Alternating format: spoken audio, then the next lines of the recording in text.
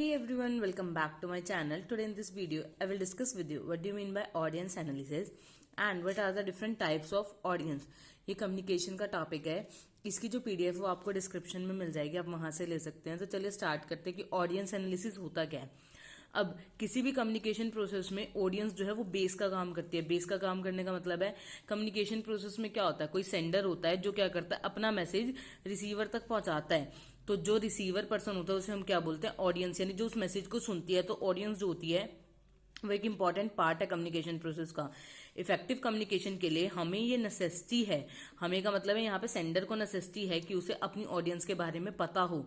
जब कोई सेंडर अपनी ऑडियंस के बारे में कोई चीज पता करता है तो उसे हम क्या बोलते हैं, ऑडियंस एनालिसिस. इसी को हम ऑडियंस एनालिसिस से पढ़ने से पहले हम उसका मीनिंग पढ़ेंगे कि ऑडियंस होता क्या है. ऑडियंस क्या होता है, an audience is a person और a group of person that receive the message. Audience क्या होता है, पर्सन या फिर बहुत सारे पर्सन जो किसी मैसेज को रिसीव करते हैं उसे हम क्या बोलते हैं, ऑडियंस.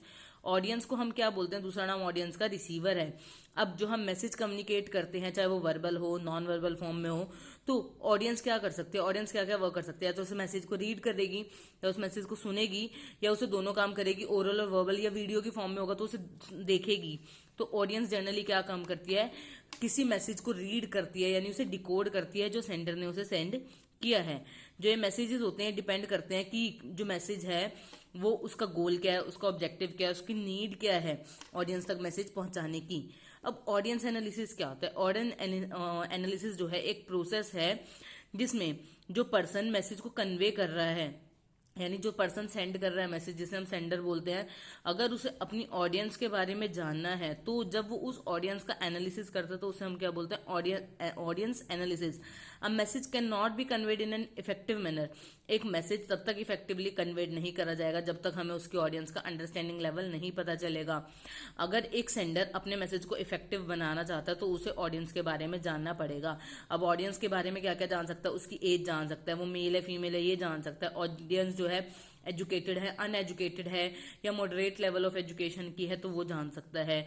या ऑडियंस का फाइनेंशियल स्टेटस कैसा है, रिच क्लास है तो फॉर्मल वे में ट्रीट करेगा, या एजुकेटेड है तो फॉर्मल वे में ट्रीट करेगा, मिडिल लेवल है तो नॉर्मल फॉर्मल भी हो सकता है, इनफॉर्मल वे भी कम्युनिकेशन का हो सकता है. उन लोगों के रीति रिवाज, उनकी बिलीव्स, उनका इंटरेस्ट किस चीज में है, किस चीज के बारे में वो ज्यादा सुनना चाहते हैं. तो ऑडियंस एनालिसिस ये जानने में जरूरी है ताकि जो पर्सन है अपना मैसेज बेस्ट वे में कन्वे कर सके. अब ऑडियंस एनालिसिस क्या है, the process of obtaining the information about the audience is known as audience analysis. इसे ऑडियंस एनालिसिस बोलते हैं.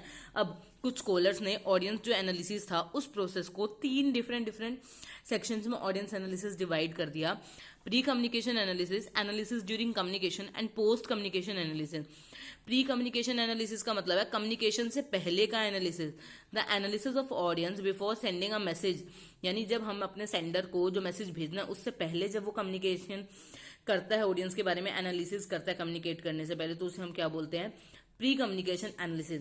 जर्नली एनालिसिस जो किया जाता है बिग कंपनीज में किया जाता है कि कंपनीज क्या करती हैं, कॉन्ट्रैक्ट होना है किसी दो कंपनीज के बीच में. तो जो सेंडिंग वाली कंपनी है जिसको कॉन्ट्रैक्ट करना, तो वो दूसरी कंपनी के बारे में सारी इन्फॉर्मेशन निकाल लेती है, उसके बारे में उसका इंटरेस्ट क्या है, उसमें कितने वर्कर्स वगैरह सारी चीजें निकाल लेते हैं. तो उसे प्री कम्युनिकेशन एनालिसिस बोलते हैं. Analysis during communication, analysis during communication क्या करता है, हमारे लिए इंपॉर्टेंट रोल प्ले करता है. जब हम अपना कुछ प्रेजेंट कर रहे होते हैं, इसमें हम क्या कर लेते हैं, ऑडियंस के इंटरेस्ट के बेसिस पे हम अपना क्या कर लेते हैं, मैसेज चेंज कर लेते हैं, या ऑडियंस के रिएक्शन के बेसिस पे हम क्या कर लेते हैं, अपनी सिचुएशन को कंट्रोल रख सकते हैं. जैसे कोई पर्सन प्रेजेंटेशन दे रहा है तो अगर ऑडियंस को समझ आ रहा होगा तो वो उसी वे में कंटिन्यू करेगा. अगर ऑडियंस को समझ नहीं आ रहा होगा तो मे बी हो सके वो नेक्स्ट टाइम जब प्रेजेंट करे या उसी टाइम में वो क्या करे, पिक्चर शो करे या कुछ और दूसरे तरीके से अपनी ऑडियंस को हैंडल करे. पोस्ट कम्युनिकेशन एनालिसिस, जो पोस्ट कम्युनिकेशन एनालिसिस है इसे हम फीडबैक भी बोलते हैं. इसमें कंपनीज क्या करती हैं या नॉर्मली क्या करते हैं, जब हमने कम्युनिकेशन कर दिया तो अब हम अपनी उस कम्युनिकेशन की इफेक्टिवनेस जानने के लिए लोगों से पूछते हैं, लोगों का रिव्यू जानते हैं, लोगों के ओपिनियंस जानते हैं.